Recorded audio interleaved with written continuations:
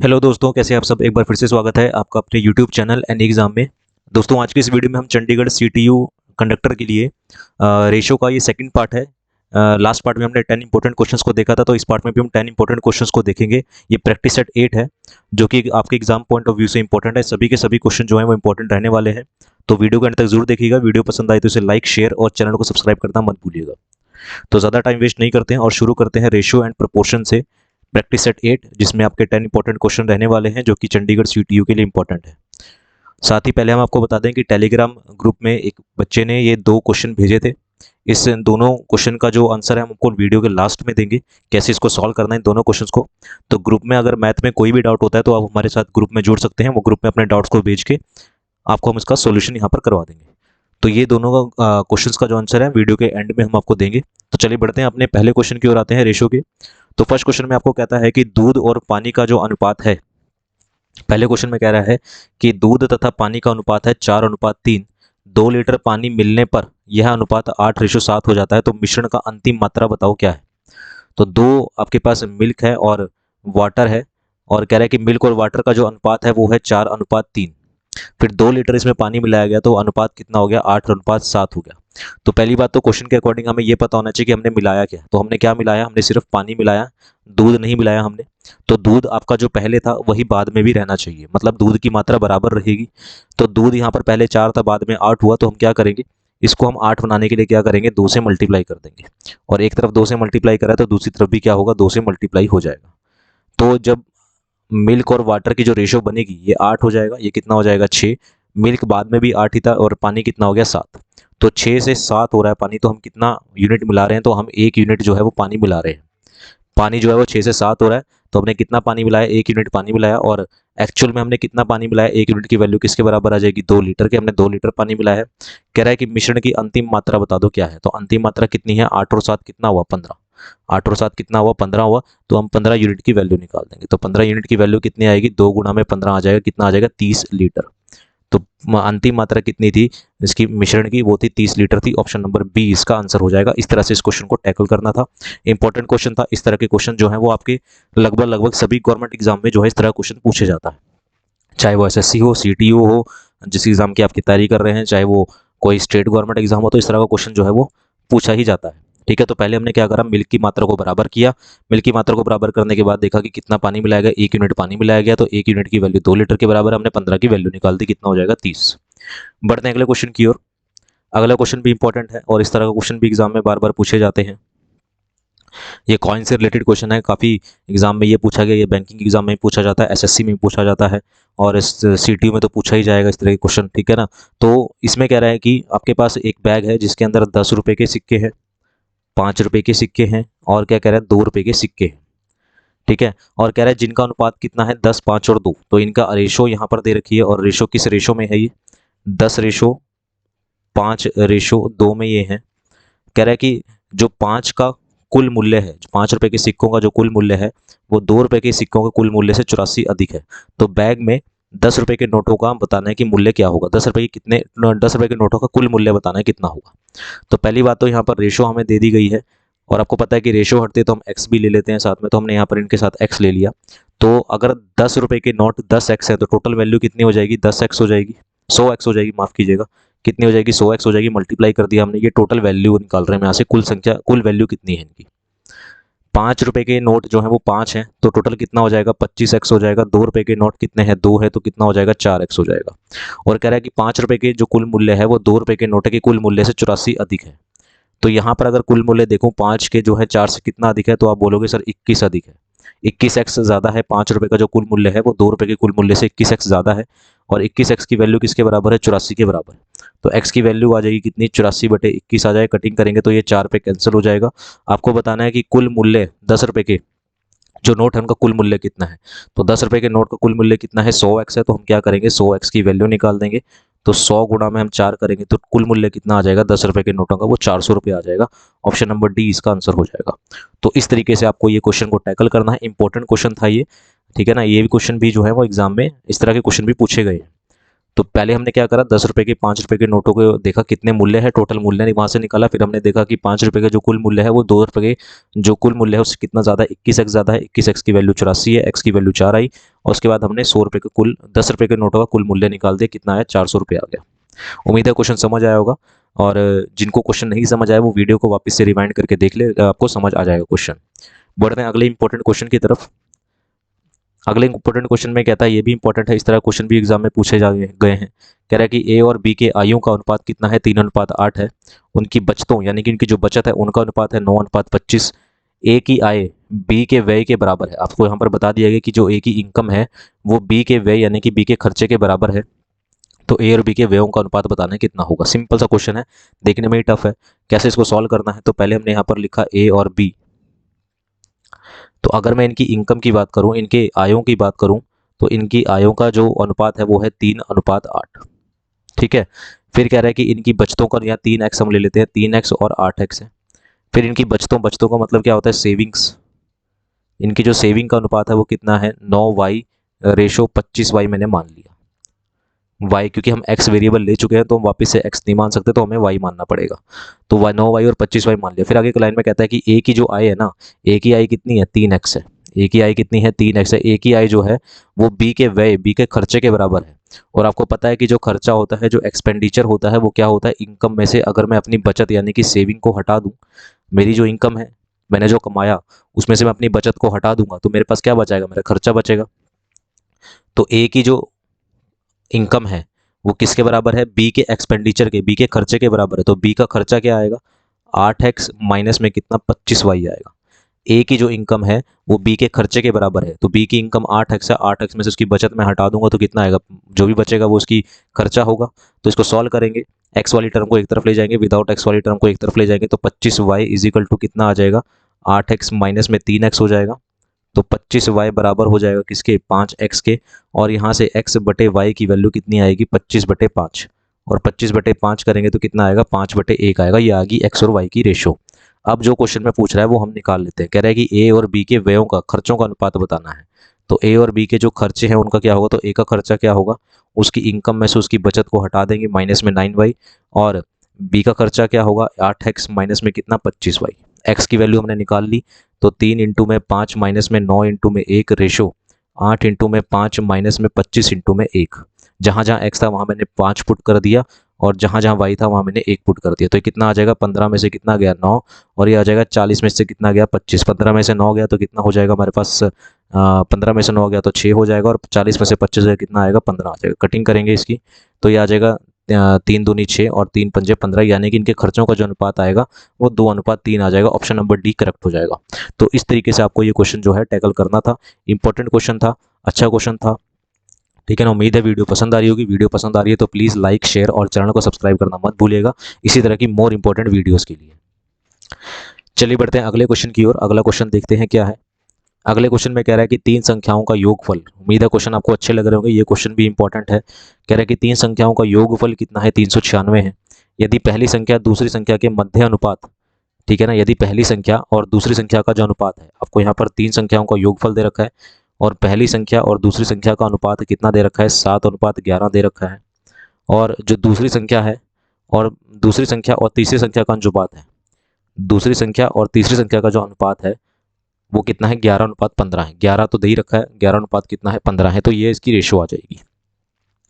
तो 3 नंबर की जो रेशो आई है वो कितनी आई है, 7:11:15, क्योंकि पहली 2 संख्याओं का अनुपात कितना है, 7:11, और अगली 2, दूसरी और तीसरी के बीच में कितना है, 11 और 15 है। कह रहा है कि तीनों का योगफल किसके बराबर है, 396 के। तो अगर मैं इनका यहाँ पर, पहली बात तो रेशो हटेगी तो वेरिएबल आ जाएगा, 7x, 11x और 15x हो जाएगा।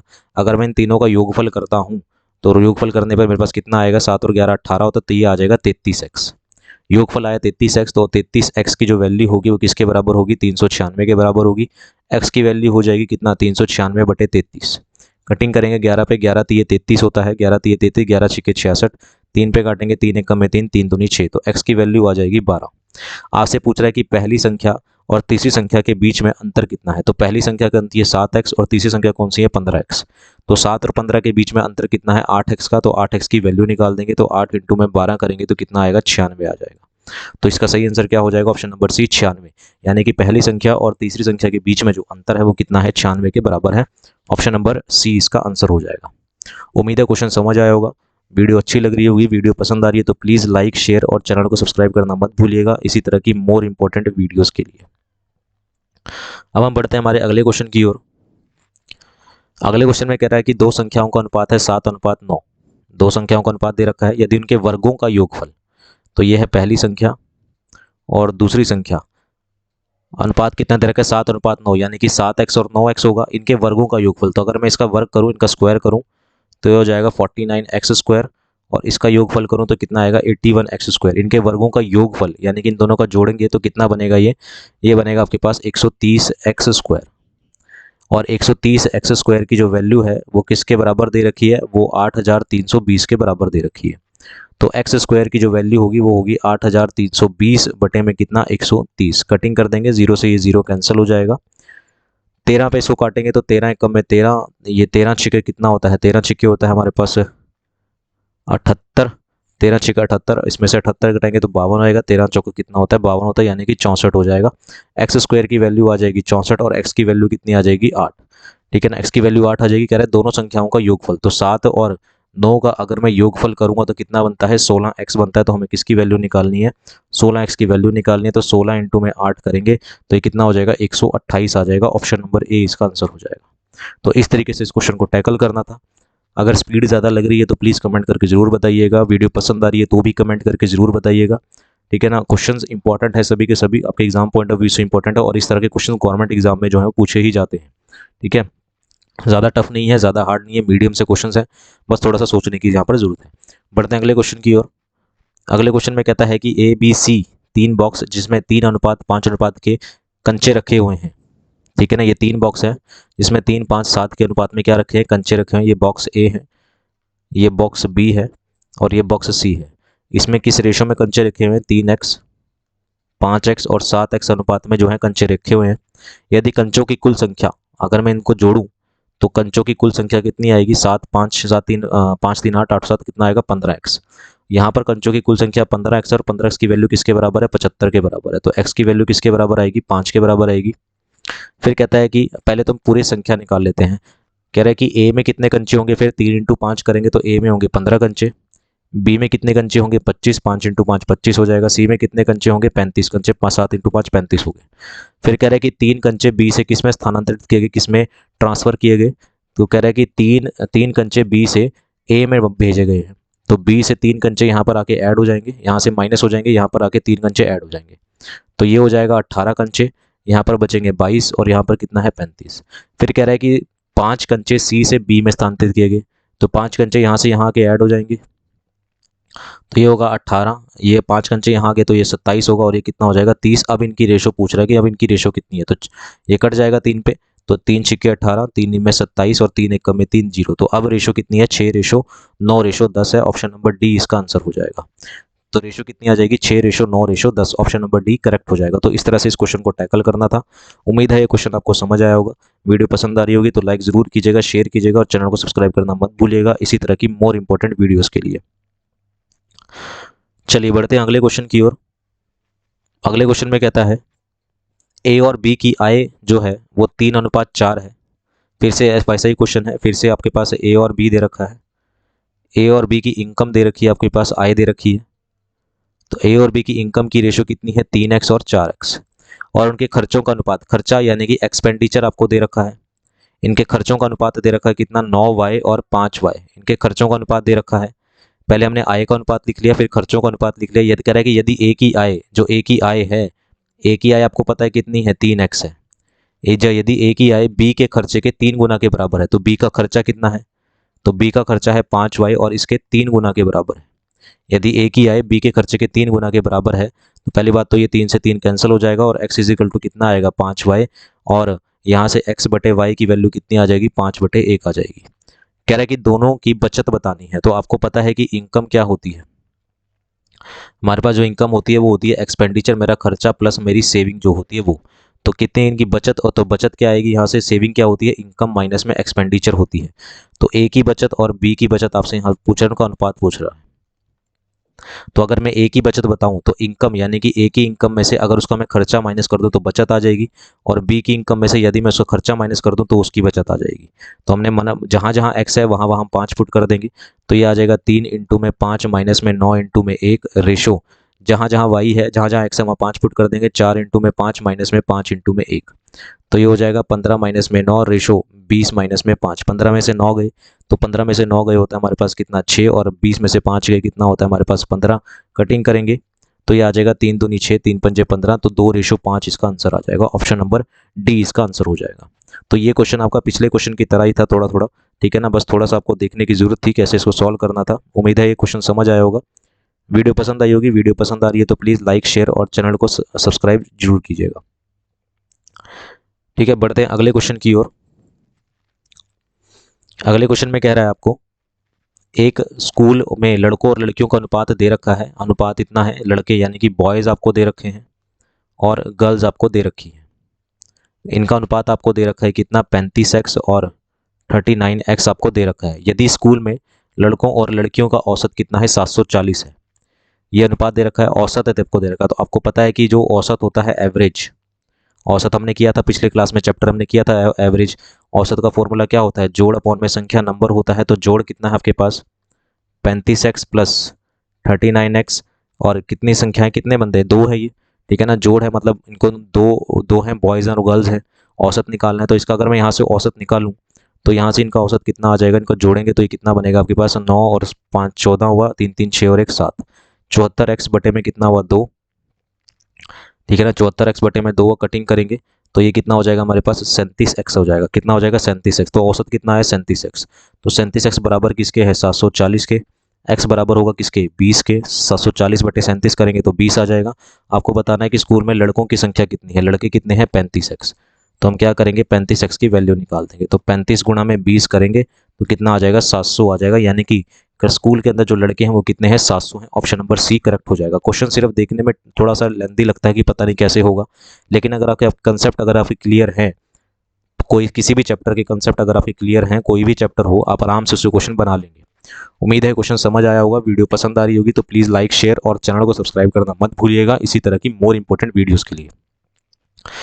बढ़ते हैं अगले क्वेश्चन की ओर। अगले क्वेश्चन में आपको यहाँ पर बोला जा रहा है कि 24.2 और 7.2 के बीच मध्य अनुपात यानी कि मीन प्रपोर्शन। पहले तो मीन प्रपोर्शन का फॉर्मूला आप जान लीजिए क्या होता है, यानी कि मध्य अनुपात का। तो मीन प्रोपोर्शन जो होता है,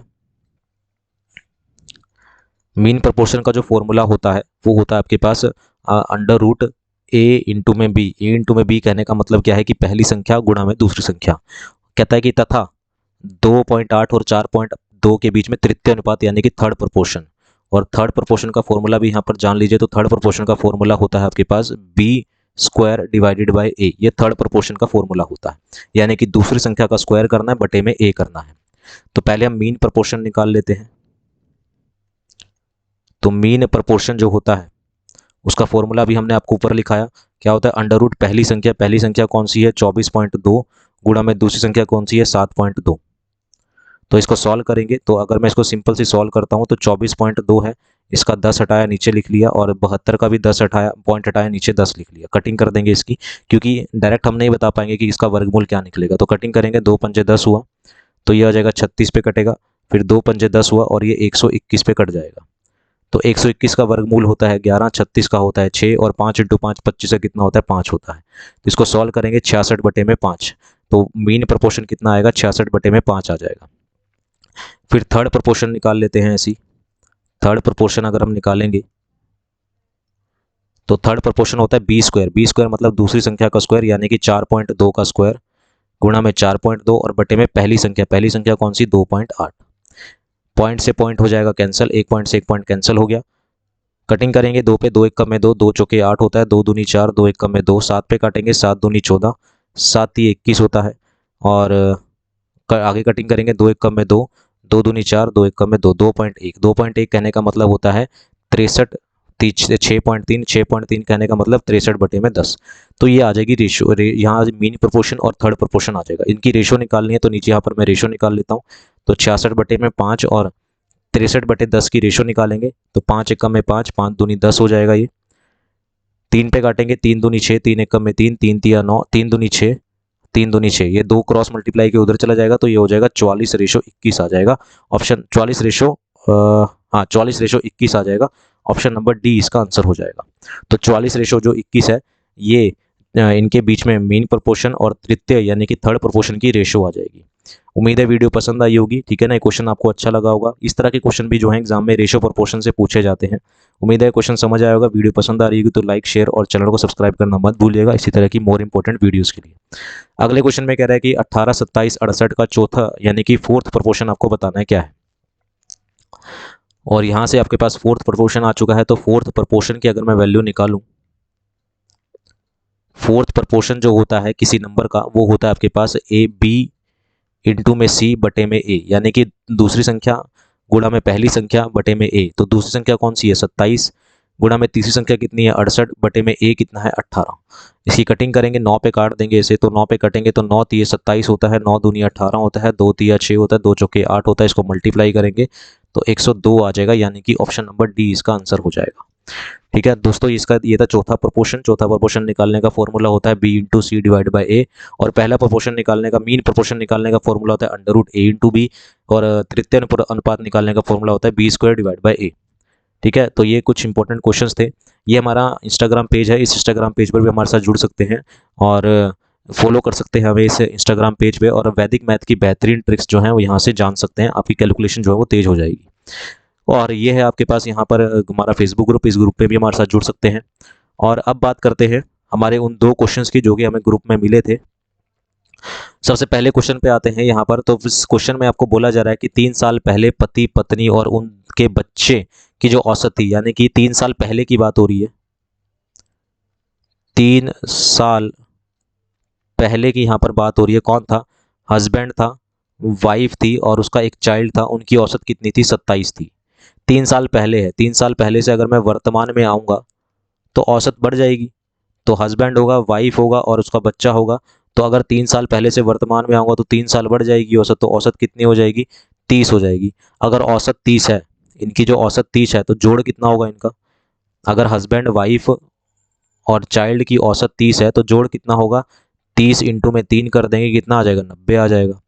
फिर आपको बोल रहा है कि 5 साल पहले, 5 साल पहले कौन था? 5 साल पहले पत्नी और बच्चे की आयु। किसकी? पत्नी और बच्चे की आयु। पत्नी यानी कि वाइफ थी और चाइल्ड था, उनकी आयु, औसत आयु कितनी थी 5 साल पहले? 20 थी। 5 साल पहले से अगर मैं वर्तमान में आऊँगा तो 5 साल आपकी औसत बढ़ जाएगी। तो वाइफ और चाइल्ड की जो औसत होगी वो 5 साल बढ़ जाएगी, तो कितनी हो जाएगी? 25। तो वर्तमान में इनका जो जोड़ होगा, जोड़ कितना होगा? 25 गुणा में 2 कितना होगा? 50 होगा। तो वाइफ का वर्तमान और वाइफ और चिल्ड्रन का जो वर्तमान में जोड़ है वो 50 है। तो 50 में यहाँ पुट कर दूंगा वर्तमान में। तो हस्बैंड प्लस में 50 इज इक्वल टू कितना? 90 है। तो हस्बैंड की आयु कितनी आ जाएगी? 90 माइनस में 50 करेंगे तो 40 आ जाएगी। ऑप्शन नंबर बी इसका आंसर हो जाएगा। तो हस्बैंड की जो वर्तमान में आयु है वो कितनी है? 40 है। उम्मीद है क्वेश्चन समझ आया होगा। एक क्वेश्चन और आया था हमारे पास ग्रुप में, और ग्रुप का लिंक जो है वो आपको डिस्क्रिप्शन में मिल जाएगा, वहाँ से आप देख सकते हैं, वहाँ से आप हमारे साथ ग्रुप में जुड़ सकते हैं।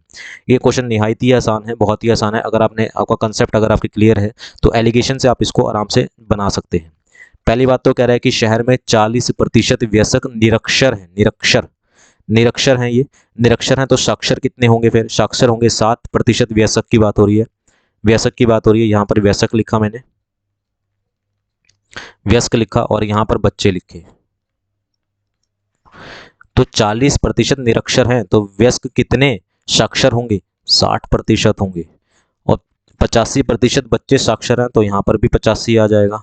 और बीच में एक ऐसी संख्या आएगी, ध्यान रखेंगे, इसका मैं आपको डायरेक्ट आंसर बता सकता हूं। बीच में अगर आपने एलिगेशन ध्यान से, उनकी रेशो कितनी है? 2:3 है।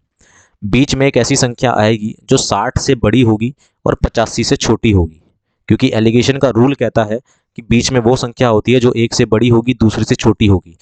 तो 20 60 से भी छोटा है, 85 से भी छोटा, ये आंसर नहीं हो सकता। 25 60 से भी छोटा है, 85 से भी छोटा, ये नहीं आंसर हो सकता। 50 दोनों से छोटा है, क्या आएगा? 75। 75 जो है वो 60 से बड़ा है और 85 से छोटा है। नहीं आपको समझ आ रहा तो हम निकाल के देख लेते हैं। तो हम क्या करेंगे? 60 और 85 का अंतर करेंगे तो कितना आएगा? 15 आएगा। 15 को मैं इस रेशो में बांट देता हूँ। 15 का 2/5 निकाल देते हैं, क्योंकि यहाँ रेशो 2 है और टोटल रेशो कितनी है? 5। तो 5 तिये 15 होगा, 3 दूनी कितना हो जाएगा? 6। ठीक है ना, सॉरी 5 तिये 15 हुआ, इसका अंतर 15 ही आएगा ना। हमने क्या करा? 60 और 85 का हमने अंतर करा अंतर कितना आया हमारे पास 15 आया, और वयस्कों और बच्चों का अनुपात आपको दे रखा है, तो कितने प्रतिशत लोग जो है वो साक्षर हैं ये आपको बताना है। तो इसका जब हम अंतर करेंगे तो अच्छा यहाँ 85 नहीं आएगा, 25 आएगा, माफ़ कीजिएगा 25 आना था। तो 25 मल्टीप्लाई बाय 2 बटे में कितना 5 करेंगे तो पंजो पंजो 25 और 5 दूनी कितना आ जाएगा 10 आ जाएगा। तो 85 में से मैं क्या माइनस करूं कि मेरे पास ये 10 आ जाए, तो क्या माइनस करेंगे 75 माइनस करेंगे, ठीक है ना। और 75 और यहाँ पर अगर मैं निकालूं तो 75 इंटू में 3, 25 इंटू में 3 बटे में कितना करेंगे 5, तो 5 पे कट जाएगा 25, 5 दिए कितना हुआ 15 हुआ। तो 75 में से 60 गया कितना गया 15 आता है। तो बीच वाली संख्या ऐसी होती है जो एक से बड़ी होती है दूसरी छोटी है, तो कितने प्रतिशत लोग जो है वो साक्षर है 75 है। इसके लिए क्वेश्चन पेन उठाने की जरूरत नहीं थी, आपने सिंपल ये देखना था कि वयस्क कितने हैं 60 हैं, बच्चे 85 हैं, तो इनके बीच की संख्या होगी आंसर, इनके बीच में 75 आता तो 75 आपका आंसर हो जाएगा। 2 सेकंड का ये क्वेश्चन था। तो कंसेप्ट अगर आपके क्लियर हैं तो आप इजीली से किसी भी क्वेश्चन को बना सकते हैं। तो ये 2 क्वेश्चन थे ग्रुप में जो आए थे, और साथ ही साथ हमारे साथ इन दोनों ग्रुप में जरूर जुड़िएगा। इनका लिंक भी मैं आपको डिस्क्रिप्शन में दे दूंगा। और वीडियो कैसी लगी प्लीज़ बताइएगा, चैनल को सब्सक्राइब जरूर कीजिएगा, लाइक शेयर की जरूर कीजिएगा। मिलते हैं इसी तरह के मोर इंपॉर्टेंट पार्ट के साथ, अभी के लिए इतना ही रखते हैं। धन्यवाद, थैंक यू वेरी मच।